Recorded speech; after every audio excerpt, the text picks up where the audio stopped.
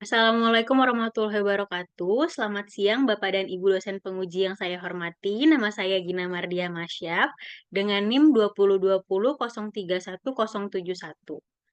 Di sini saya ingin memaparkan hasil penelitian saya yang berjudul faktor-faktor yang mempengaruhi struktur modal pada perusahaan non-keuangan yang terdaftar di Bursa Efek Indonesia tahun 2019 sampai dengan 2023.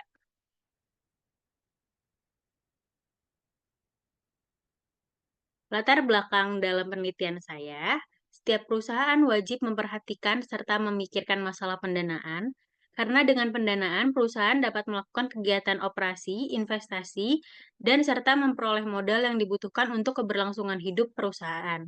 Faktor-faktor yang mempengaruhi struktur modal tetap menarik untuk diteliti, karena masih sedikit yang mengetahui bagaimana perusahaan memutuskan keputusan pendanaannya dalam struktur modal, apakah melalui pendanaan internal atau pendanaan eksternal. Dengan ini, peneliti membatasi faktor-faktor yang mempengaruhi struktur modal pada perusahaan non-keuangan menjadi 3 faktor, yaitu profitabilitas, ukuran perusahaan, dan likuiditas. Rumusan masalah dalam penelitian ini, yang pertama ada apakah profitabilitas mempunyai pengaruh terhadap struktur modal pada perusahaan non-keuangan yang terdaftar di Bursa Efek Indonesia tahun 2019 sampai dengan 2023. Yang kedua, apakah ukuran perusahaan mempunyai pengaruh terhadap struktur modal pada perusahaan non-keuangan yang terdaftar di Bursa Efek di tahun 2019 sampai dengan 2023. Yang ketiga, apakah likuiditas mempunyai pengaruh terhadap struktur modal pada perusahaan non-keuangan yang terdaftar di Bursa Efek Indonesia pada tahun 2019 sampai dengan 2023. Yang keempat, apakah profitabilitas, ukuran perusahaan, dan likuiditas mempunyai pengaruh terhadap struktur modal pada perusahaan non-keuangan yang terdaftar di Bursa Efek Indonesia pada tahun 2019 sampai dengan 2023. Tujuan dalam penelitian ini yaitu untuk menganalisa pengaruh profitabilitas terhadap struktur modal pada perusahaan non-keuangan yang terdaftar di Bursa Efek Indonesia di tahun 2019 sampai dengan 2023. Yang kedua, untuk menganalisa pengaruh ukuran perusahaan terhadap struktur modal pada perusahaan non-keuangan yang terdaftar di Bursa Efek Indonesia di tahun 2019 sampai dengan 2023. Yang ketiga, untuk menganalisa pengaruh likuiditas terhadap struktur modal pada perusahaan non-keuangan yang terdaftar di Bursa Efek Indonesia di tahun 2019 sampai dengan 2023. Yang keempat, untuk menganalisa pengaruh profitabilitas, ukuran perusahaan, dan likuiditas terhadap struktur modal pada perusahaan non-keuangan yang terdaftar di Bursa Efek Indonesia di tahun 2019 sampai dengan 2023. Lalu ada manfaat dalam penelitian ini. Yang pertama itu bagi peneliti, dengan adanya penelitian ini diharapkan dapat menambah wawasan dan pengetahuan peneliti mengenai struktur modal perusahaan dan faktor apa saja yang mempengaruhinya. Lalu selanjutnya bagi manajemen, penelitian ini diharapkan dapat menambah kontribusi terhadap wacana keuangan dan manajemen dapat melakukan pengukuran yang cukup akurat sehingga dapat merencanakan struktur modal sebagai sumber pendanaan terhadap perusahaannya dengan matang. Informasi terkait penelitian ini juga diharapkan dapat meningkatkan motivasi manajemen perusahaan dalam mencari struktur modal perusahaan yang optimal. Lalu selanjutnya bagi investor, penelitian ini diharapkan memberikan informasi kepada investor saat ini dan calon investor agar tidak melakukan kesalahan dalam memutuskan untuk berinvestasi di sebuah perusahaan, baik investasi pinjaman jangka panjang maupun investasi kepemilikan modal.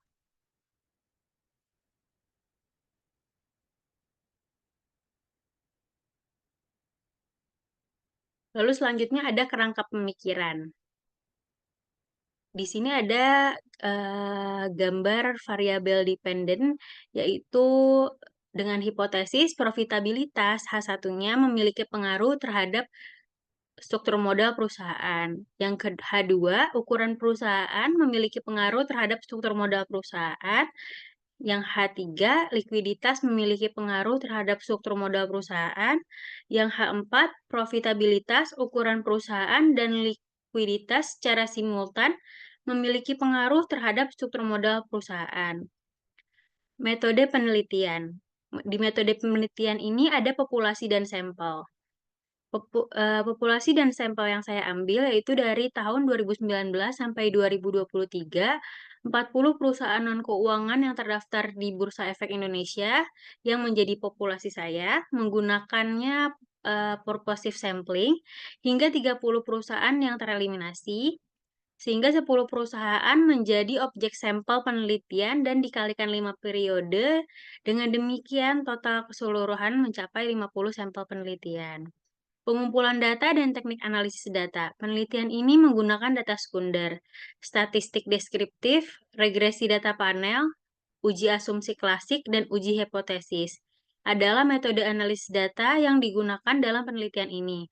Dengan menggunakan perangkat lunak Fuse versi 12 digunakan untuk pengelolaan data. Hasil pengelolaan data. Yang pertama ada analisis statistis deskriptif. Di sini ada tabel analisis statistik deskriptif yang menunjukkan struktur modal atau Y pada tahun 2023 dan tahun 2019 memperoleh nilai minimum sebesar 0,0000, sedangkan perusahaan non-keuangan periode 2019 sampai 2023 yang memperoleh nilai maksimum tertinggi yaitu pada tahun 2021 sebesar 1,29000.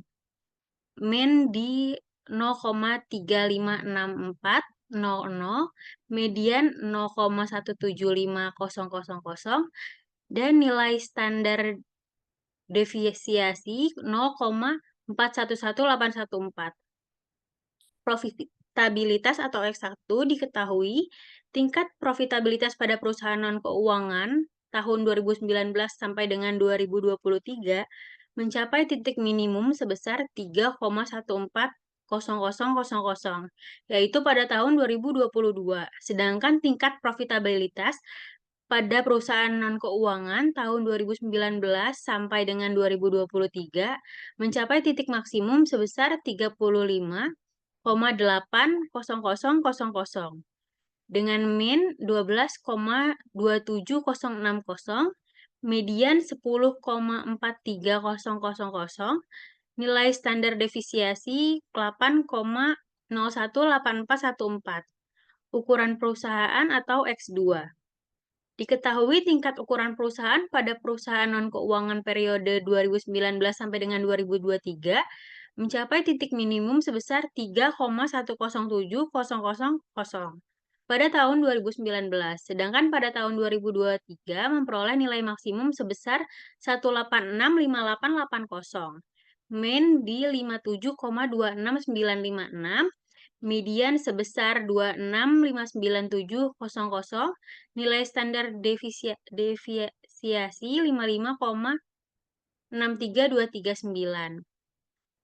Likuiditas atau X3. Pada tahun 2023 memperoleh nilai terendah atau minimal sebesar 0,550000. Sedangkan nilai tertinggi atau max pada perusahaan non-keuangan tahun 2019 sampai dengan 2023 memperoleh sebesar 6,180000, median di 2,42000, min atau rata-rata di 2,733000, dan nilai standar deviasi 1,403772. Lalu ada analisis regresi data panel. Yang pertama ada tabel Common Effect Model atau CEM, yaitu menjelaskan bahwa konstanta bernilai 0,174250 dengan probabilitas sebesar 0,4529. Adjusted R-square sebesar 0,396936 atau sebesar 39,6%. Struktur modal perusahaan dipengaruhi oleh variabel profitabilitas, ukuran perusahaan, dan likuiditas. Sedangkan 60,4% lainnya dipengaruhi faktor-faktor selain variabel X dalam penelitian ini. Hasil ini menunjukkan bahwa Common Effect Model atau CEM diasumsikan tidak realistis untuk dipakai dalam penelitian ini. Selanjutnya ada Fixed Effects Model atau FEM. Regresi data panel menggunakan FEM dengan nilai konstanta 0,21706 dengan probabilitas 0,2371, nilai adjusted R-square 0,846629, memberikan arti 84,6%, profitabilitas, ukuran perusahaan, dan likuiditas memberikan pengaruh kepada struktur modal, namun 15,4% faktor lain yang bukan menjadi bagian dari variabel penelitian ini mempengaruhi struktur modal. Yang terakhir ada tabel Random Effect Model atau RAM. Dengan menggunakan teknik ini memperoleh nilai konstanta sebesar 0,210452, nilai probabilitas 0,3038, nilai adjusted R-square 0,415395 atau sebesar 41,5%. Struktur modal dipengaruhi oleh profitabilitas, ukuran perusahaan, dan likuiditas. Sebesar 58,5% dipengaruhi faktor-faktor lain selain variabel pada penelitian ini. Lalu ada pemilihan model data panel. Di sini ada uji Chow, uji Houseman, dan uji Lagrange Multiplier atau uji LM. Ini ada contoh tabelnya dengan hasil uji. Uji Chow itu CHEM dengan FEM.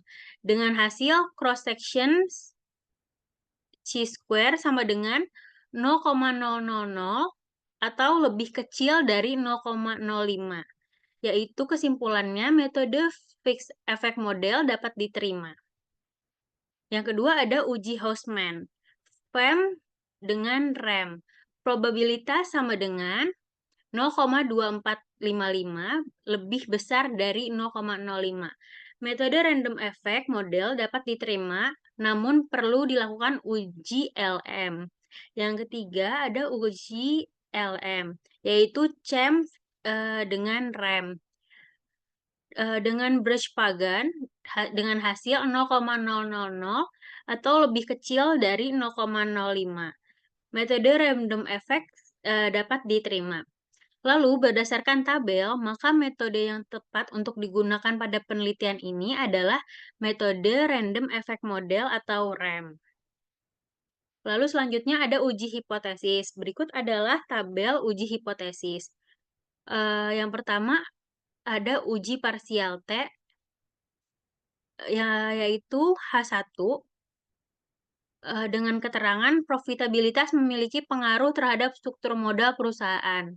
Melalui hasil uji hipotesis, didapatkan hasil profitabilitas dengan signifikansi 0,6016 atau lebih besar dari 0,05, yang berarti profitabilitas tidak berpengaruh terhadap struktur modal perusahaan, sehingga dapat ditarik kesimpulan bahwa H1 ditolak. H2, ukuran perusahaan memiliki pengaruh terhadap struktur modal perusahaan. Berdasarkan tabel hasil uji, ukuran perusahaan menunjukkan signifikansi 0,000 kurang dari 0,05, yang berarti ukuran perusahaan berpengaruh terhadap struktur modal perusahaan sehingga dapat ditarik kesimpulan bahwa H2 dapat diterima. H3, likuiditas memiliki pengaruh terhadap struktur modal perusahaan. Berdasarkan tabel uji, likuiditas menunjukkan nilai signifikansi 0,0692 lebih kecil dari 0,05.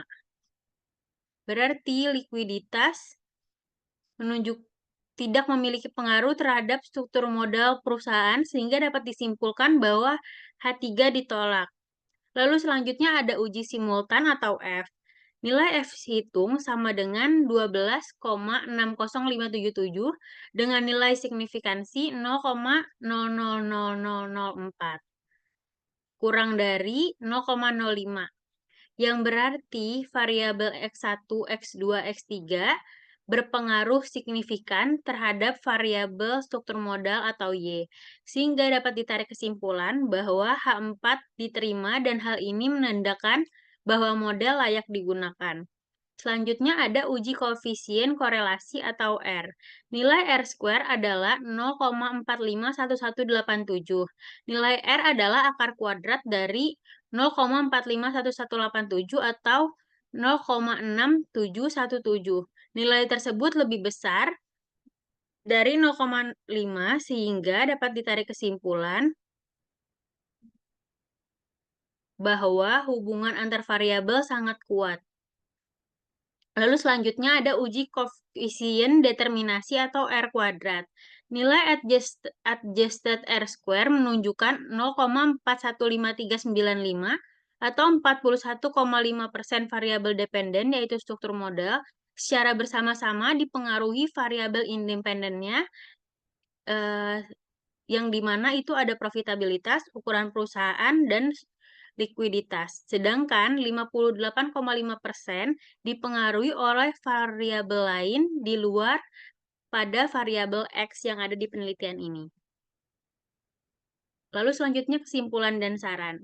Kesimpulan, data penelitian diolah menggunakan perangkat lunak EViews versi 12.0 dan analisis berdasarkan analisis regresi data panel sehingga diketahui model yang tepat digunakan adalah Random Effect Model atau RAM.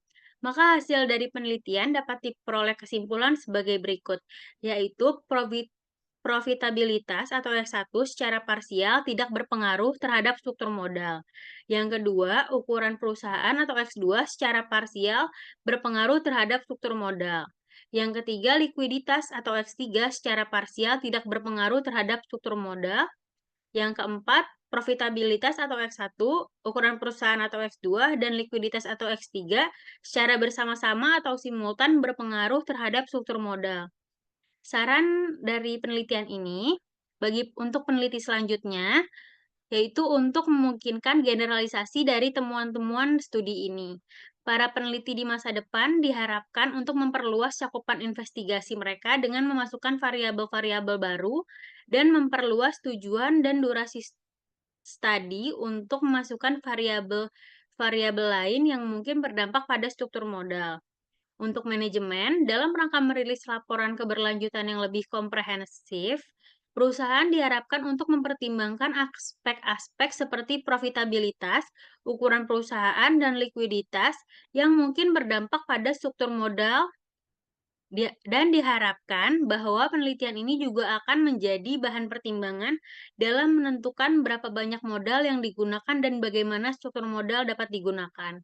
Lalu selanjutnya untuk investor. Diharapkan investor saat ini dan calon investor yang akan datang melakukan penilaian yang baik saat menentukan cara terbaik untuk menggunakan struktur modal untuk memajukan tujuan bisnis. Ketika mengevaluasi perusahaan, juga harus mempertimbangkan elemen-elemen lain, termasuk kepemilikan manajemen, pertumbuhan perusahaan, dan risiko bisnis yang berdampak pada nilai perusahaan.